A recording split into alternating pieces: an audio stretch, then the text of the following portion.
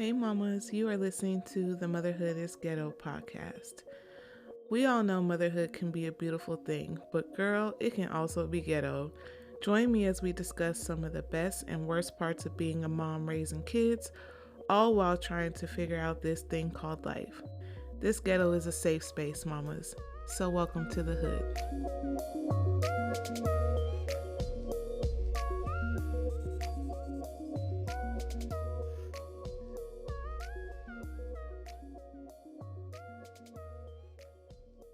Hello, mamas, and welcome back to another episode of Motherhood is Ghetto.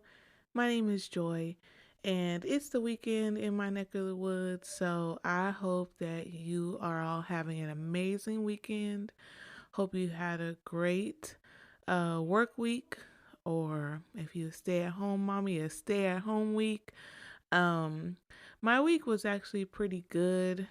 Um, and first of all, before I even start with that, I got a few things I gotta say first. So first of all, apologies if you hear my smoke detector in the background. I need to go get batteries to go change out some of these smoke detectors. Y'all know it's ghetto over here, so in ghetto fashion, you hear the chirps from the smoke alarm. Um, I I have about like 10 smoke detectors throughout my house, and I think there's two of them that are chirping that I need to replace the batteries. So I'm gonna do that before the next episode. Before the next episode is uploaded, I'm gonna do that and get those batteries changed. It's just something like, I don't know, in every black household, it's just like you get used to the sound and it's like it doesn't bother you. But so that's apology number one, mama, sorry. You're gonna hear it throughout the episode. And two, apologies if you hear my kids. My kids are here. So, you know, I record in my office so they hear. So if you hear my kids playing or doing whatever, the microphone might pick them up too. Um, and yeah, I think that's all the sorries I got for y'all today. But again, I hope you guys' weekend is off to a great start. I had a pretty good week this week. Was pretty productive. Got a lot of things done. And then earlier today, this morning, I went to my very first yoga class. Yoga is something that I've been wanting to do for a while, but it was just one of those things like where, oh, like I don't have time, or I just really didn't, take the time and set the intention to actually do it. So I went and did it today, and mamas, if first of all, if you a mama and you doing yoga, like how come y'all ain't tell me it was so good? Well, y'all didn't even know I was gonna do yoga, but um, I really enjoyed it. Like, I really, I really, I got a lot out of it, and I want to keep doing it. Um, I did when I went into it. I had the intentions of, you know, learning my body's limitations, um, getting in tune with my body, loving my body, trying a new experience, keeping an open mind and an open heart. So those were like the intentions that I set before the session. And y'all, by the end of that session, I was crying. Like, I had such like a moving and emotional experience throughout the yoga flow. Like, I was just like, I did not expect to go through what I went through during this daggone yoga session, but I did, and I 100% enjoyed it. Um, I also got to get a new set of waist beads for myself, because I also wear waist beads, but after my husband died, I lost a little bit of weight, so my waist beads fell off. So the ones that I had originally that had fell off, I had some waist beads that were like my husband's favorite color and my favorite color, and I had set intentions with those waist beads too. when I first got them tied on. I've been wearing waist beads, I think like for 2 years now. Um, so when I lost a little bit of weight because of course, I was grief stricken, I wasn't eating, like I was depressed, all that stuff. And I lost inches in my waist, so my waist beads came rolling down. Every time I would take off my clothes, they would just come off with my clothes. So I ended up tying those ones around my ankle just because they have so much meaning and they mean so much to me. And I didn't want to get rid of them. So I finally got some new waist beads today, some more to honor him and also to honor my body and stuff like that. So that was really cool. I really enjoy wearing waist beads. It's something that helps me to tap into my femininity. So that's why I like to wear them. And also it's just something for me. I don't wear clothing that shows my stomach.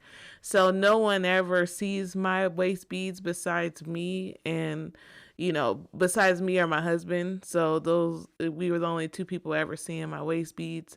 And so it's mostly for me, but I was really happy to get new ones cuz I've been wanting new ones. So that was great too, but overall like I just really enjoyed it. I want to keep doing yoga. Like it was so powerful. And then when I looked up, like, and I was crying, it was like no one was there but me. It was crazy. It was crazy. And I was like, why am I so emotional in a room full of strangers? Like, and I can't stop it. Like, it was just a very great experience. And I'm so glad I got the chance to experience it. So, but yeah, my weekend's off to a great start. Hope y'all's is too. So let's go ahead and kick it off with a motherhood quote of the day. And today's quote is from me to you.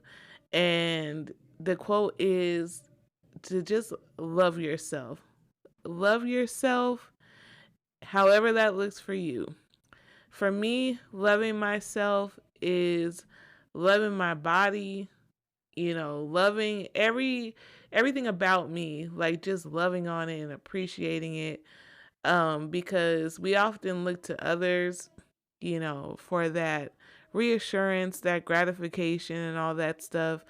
And the only person that really matters at the end of the day is you. And the only person's feelings that matter at the end of the day is yours. So if you don't love yourself before anybody else loves you, then what are you doing really? So that is the motherhood quote of the day. Just love yourself. Love yourself for sure. So let's go ahead and get into today's episode. So when we talk about loving yourself, right? Also, too, loving yourself also has to do with finding peace. Peace in your life, peace in your home, peace in whatever you do day to day, like, you know, just disruption of peace is ghetto. And I think that loving ourselves and taking care of ourselves is recognizing what areas of our life we do not have peace and doing the work to find that peace.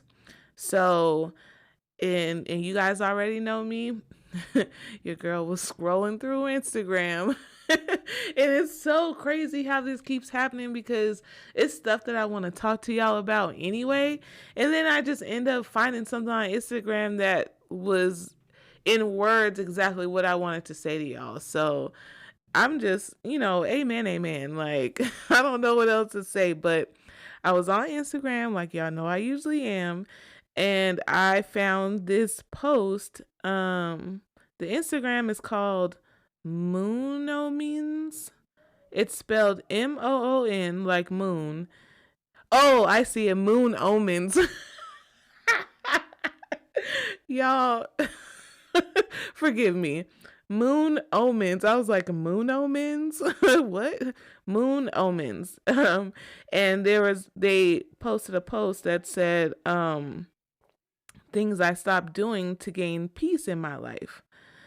And I was like, oh, okay, this, and I'm reading through some of these things. And I'm like, yep, these are exactly these things I wanted to talk about with my mamas that are struggling with finding peace, like peace in every aspect. So I want to go through these things. There's quite a few of them. So I will try to get through as many as I can, because I do have someone coming to the house to look at one of my cars. So I got to do this podcast before they come. So, let's just get into it. So, things I stopped doing to gain peace in my life.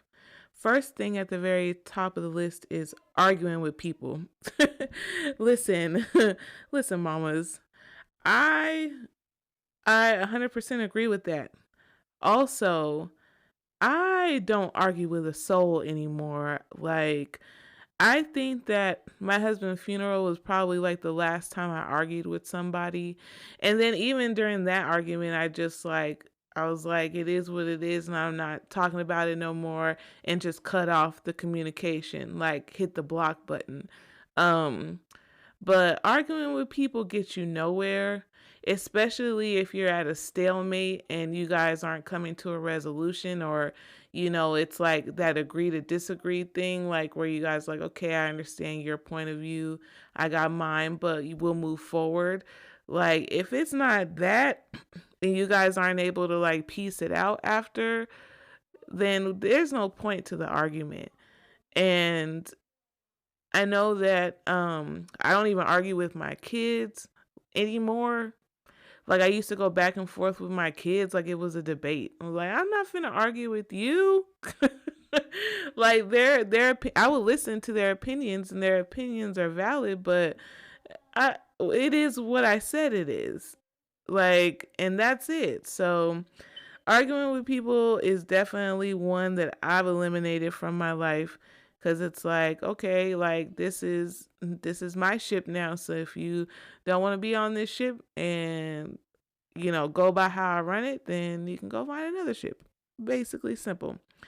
So the next one is wasting energy on one-sided relationships.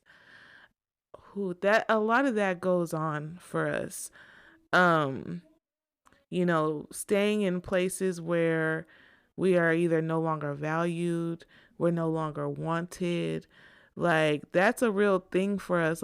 That's a real thing that mamas are going through every day. And even if you're not a mom, like, women in general are going through that. Men and women are going through it every day. And I think it's important that we recognize when the relationship is one sided and when we're putting in our 150% of effort and the other person isn't. I think that that's key, and it's crucial, because we know that some people don't even realize that they're the ones putting in all the effort. They're just so focused on the fact that, okay, I have somebody, like, so I'm doing all these things to keep this somebody. But you have to sit back and ask yourself, like, what are they doing to keep you?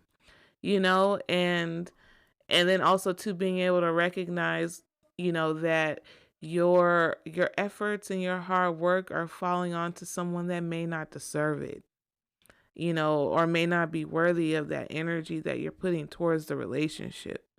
So I can definitely see, like, if I was in that situation and I dropped that, like, I would feel so overcome with peace. um the next one is overcommitting my time when I didn't have the energy. That is one thing I do not do anymore. And I stopped doing that like maybe like a year and a half ago. I started it with my job, with my 9 to 5. I was like, and it was during the pandemic, when all the kids were doing homeschool. That was fun, right, mamas? That was real fun. And I was just like, I was looking and seeing like other people in the same position as me, like putting in all these extra hours and, doing all the things to go above and beyond. And I was like, I don't know about them, but as far as me, I have a family to take care of after I log out of this computer. I can't be putting in all this overtime and, doing all this stuff. Like, I need to take care of myself and my family after this job is done. I can't devote a whole bunch of time and energy outside of the 8.5 hours that I'm required to devote to it. And I won't sacrifice that for anything, especially now. And I've even had to, at my job, like, kind of explain, to my manager why, you know, moving up may not be ideal for me because, with raises and more pay comes more responsibilities. And I don't think that I'm in a space right now to take on more work, more responsibility, more hours. Like, I'm not ready for that. So, definitely, I do not overcommit my time anymore. And if you recognize that that's something that you do, that maybe you can kind of like fall back from to bring a little bit of peace in your life, then do what's best for you. Um, the next one is accepting and excusing toxic behavior because that was more comfortable than change. Ooh. Accepting and excusing toxic behavior because that was more comfortable than change. Man, I know I'm guilty of this. Like, I've done this before, and it's not fun and it's not good. And then once you realize the behavior was toxic, you just like, "Oh my god, like, why did I do that to myself? Like, why did I allow it?" I've been there. And I'm probably there. Yeah, there. I've been there. I've had friendships like that.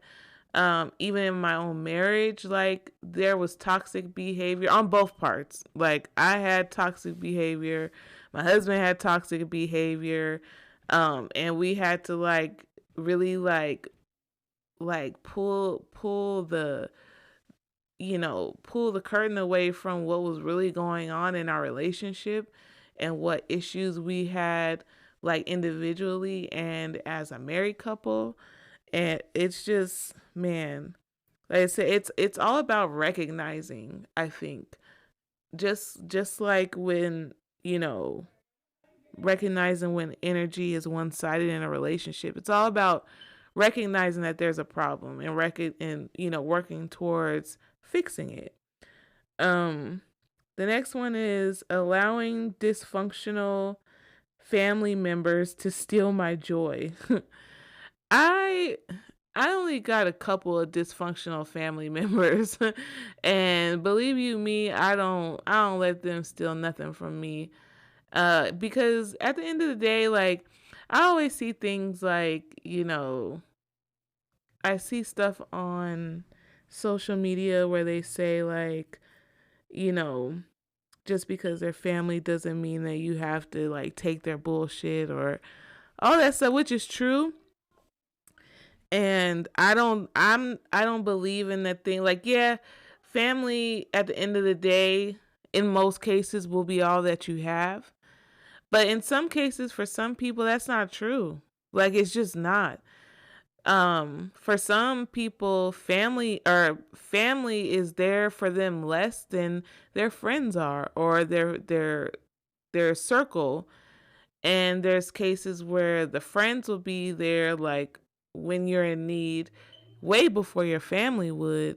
So it's just one of those type of circumstances where if you if you know that you have a toxic family member or someone who just, like, every time they come around talking whatever rhetoric that they're talking, it just brings you down and brings you so much stress or anxiety, and, like, you can't wait to get away from them, then that's a trigger and a notification for you to kind of, like, like a situation you need to fall back from, or a person you need to fall back from.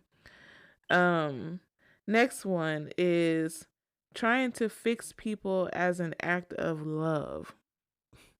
Again, I've been there. Have you been there? If you've been there, say amen, wherever you at. I've been there before, And man, I just honestly, I'm so thankful and grateful that me and my husband, like, we laid it out on the table, and we ironed out like all this stuff like in our marriage, like that was really hindering us from being able to move forward in a healthy way. Like, I'm just, man, because this was me and this was him. Like, but to me and to him, like for me, I didn't think I needed fixing, and he for sure thought that he didn't need any fixing. But one thing that I've learned and have come to realize is that, like, it's not my life. Like, my partner's life is not my life, and my life is not their life. So whatever it is, like, whatever it is we do, that makes the other person like feel however they feel, like, it's my life at the end of the day. And unless it's a, unless it's one of those things where it's just an issue that's just toxic for everyone involved, then that's on me to look into myself and figure out, okay, what is it that's causing me to behave like this, and what can I do to fix it? Like, I have to do the fixing. I can't have someone try to fix me for me, because they're not me. Like, they don't know what's wrong with me. Like, they just know that it's something about me that they don't like, and they're trying to fix it to how they like, but it may not be how I like. So everyone is responsible for their own fixing. Basically, to put it plainly. And yeah, I'm guilty of this one too.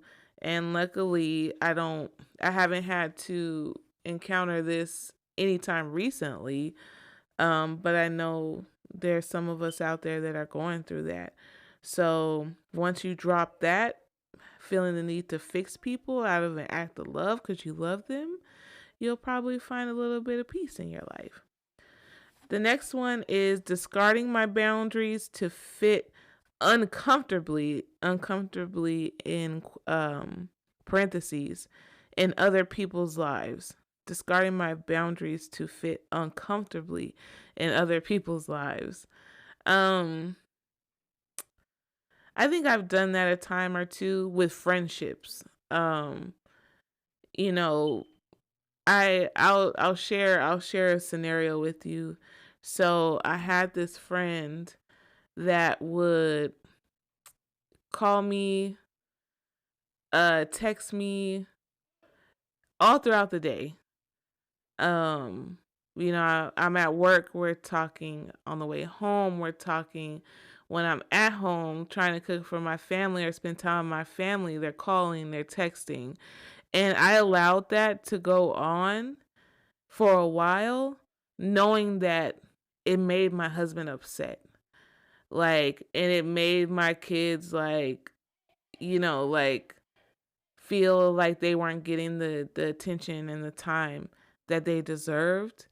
And I let it go on for a while, just so that way I could be a part of this person's life, and help this person when they needed it, and just be there for them like no one else had been in the past. And not to say that, wanting to have a friendship and be there for your friends is a bad thing, but where I fucked up is that I didn't set those boundaries. I didn't say, like, hey girl, like, after work, like, I really don't want to talk on the way home. Like, I'm trying to decompress, de-stress before I hit this door, and have to deal with my husband and my kids. Like, I should have set those boundaries, being a friend and saying, like, yeah, like, we can kiki like during work and stuff, like, that's cool, but from this time to this time, I'm focused 100% on my family. So um I took on a little bit of responsibility for that, and especially when, everything blew up in my face, and I was just like, man, why didn't I set those boundaries sooner? So I definitely can feel that. Um, just and that goes along with too with just us like trying to just overexert ourselves and stretch ourselves way too thin. It's important to have boundaries. Um all right, so I'm going to read one more and then I'm going to end the podcast. So we'll have a part 2 of this. Hopefully when I get new smoke detector batteries and you guys don't hear the chirping. So I'll read one more. It is pretending to be happy when I was hurting. Shit. um, man, when are we not doing this? Mamas put on such a brave face every day. Like, and I think that's another reason too why I got so emotional today during yoga, because I realized today that I hadn't realized before that I'm still holding on to a lot when it comes to my husband and his passing, and feeling that like what more could I have done? Even though like I've told myself numerous times, and other people had told me, like, there's nothing you could have done. Like, there's nothing. There's nothing you could have done. For some reason, I still feel like there is something I could, you know what I'm saying? And I'm still holding on to a lot of things, like, as a mother. Like, I feel very, you know, I feel very proud of myself, and I'm proud of the children that I'm raising and how I'm raising them. Like, I'm proud of that. But it's this little thing like in my head. I guess you could call it like, that self-limiting talk, that can get into our head and like burrow itself in our brain that like I'm not doing enough. Like I need to be doing more. And because I'm not doing this, like my kids are going to suffer. And it's just I was I just like I said, like I just realized today doing this yoga that I'm still carrying a lot of hurt around, my kids, myself, and my husband. And it felt so good today to like release it, like just release it and, you know, get that burden up off of me. But definitely I don't pretend to be happy. Sometimes I pretend to be okay, because at different points I get tired of people asking me, am I okay? And I I I appreciate it 100%. I know it's coming from a place of love, but it's just sometimes I get tired of hearing it. Like, so if they ask me like, are you okay? I'll say, yeah, I'm good.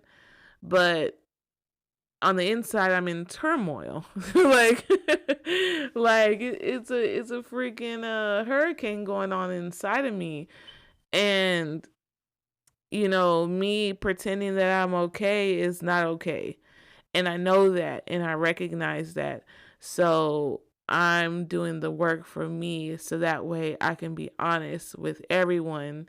And then too, like I just don't want it to also too, another reason why I do that, I don't want it to trigger the over sympathy, and like I don't want it to trigger other things, because just because I'm not okay doesn't mean like I want you to come over and cheer me up. Like, sometimes it's cool. Like, sometimes I like having company. I like, talking to people, conversating and stuff. But sometimes I just don't feel like that. But, you know, the the emotional person, the nurturer in me doesn't want to hurt anyone else's feelings. So I tell them like, "Oh, I'm okay." Like, and I just kind of deal with it myself. Um, but yeah, we're all out here at some point in time pretending to be happy when we're not happy and we're hurting. And I think that once we individually figure out like, okay, I'm hurting, I need to address this in the best way possible. Once you figure out how to do that and what works best for you, which is what I'm doing now, like you'll find the peace that you're looking for. And it'll be better for you because when someone asks you if you're okay and you're really not and you're not happy, you can be honest and stand in your truth and feel good about it. Like, no, today I'm not good. I'm not good today, and I don't want to pretend that I am. So that's the point that I'm trying to get at, which, sometimes I am very raw with how I feel, and I'm like, I'm not good today. But sometimes if I don't want to deal with the back and forth conversation, or I don't want people asking me like, well, what can I do? Because I really don't know what they can do. Like, I don't know what they can do for me in those times. It's just sometimes I just got to go through it. So sometimes I want people to keep their distance. Sometimes I love when people come around. Like, it just depends on how I feel that day. Um, so we will pick up this discussion on part 2 of things I stopped doing to gain peace in my life. We will pick this up on the next episode because that smoke detector alarm is really starting to annoy me. So, and it's probably annoying y'all too. So, I'm going to go ahead and land the plane here. Thank you so much for listening today. If you enjoy this podcast, this episode, please share with anyone you might think would find it helpful. And shout out to the new listeners. I see y'all in my analytics. I got a lot of new listeners since my last episode. I appreciate y'all. Welcome to the hood. Thank you for being here. And don't forget to follow me on Instagram at motherhood_ghetto so we can keep the conversation going. And until next time, mamas. Thank you so much for listening to today's podcast. Don't forget to follow the podcast and share with anyone who you think may enjoy it. And follow me on Instagram at motherhood_ghetto. Also, feel free to DM me if you have any experiences, opinions, or views on motherhood you'd like me to share on the podcast. Until next time, mamas.